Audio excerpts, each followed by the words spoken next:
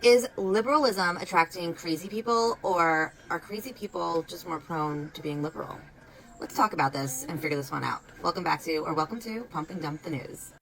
Before we dive into today's Pump and Dump the News session, I would just like to remind you that following is free, so go ahead and hit that follow button. Alrighty, there are there's probably more out there, but there's two research studies that I found. One was from 2020. Anything from 2020 I feel like isn't that reliable because the world in 2020 was crazy. Back in 2020, Pew Research Center from, it was March 2020, revealed that 56% of white liberal women aged 18 to 29 reported being diagnosed with a mental health condition. And the stark contrast to that was that only 27% of conservatives, women, were diagnosed with a mental health disorder.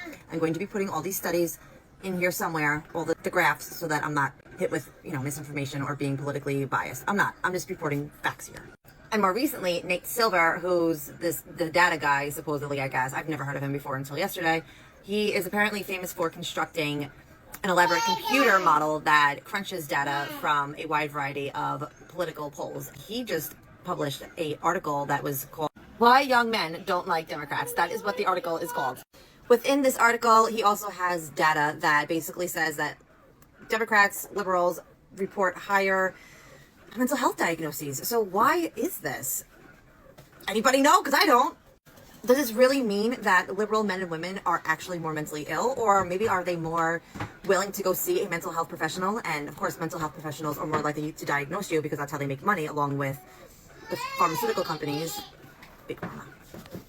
Or is it that conservatives just don't tend to go to therapists? Maybe they just don't feel the need to seek out a mental health professional every time they get a bit of anxiety or depression. I don't know. I'm just asking questions. 2020 did show us something, and that was that people that were more on the left definitely were more likely to trust the science and listen to the experts. So are they still doing that? Are they still just going to the therapist every time they have a icky feeling in their brain? I'm going to get so canceled for this video. All right, that will do it for today's Pump and Dump the News. I don't really want to get too much into this as far as my opinions. I'm just reporting the facts. And I would love to hear what you all think and which side of the political aisle are you on. Or if you don't want to disclose which side of the political aisle you are on, I totally get that, because that can just cause a lot of drama. Now, I don't understand why we do this to each other. Why do we, as soon as we find out that somebody is on the opposite side of our political spectrum, we just instantly think that we know who they are. I don't think that. I think everybody is entitled to have a voice and have an opinion. As long as you're not hurting anybody, I don't care if you're a Democrat or a Republican, a conservative, or a liberal.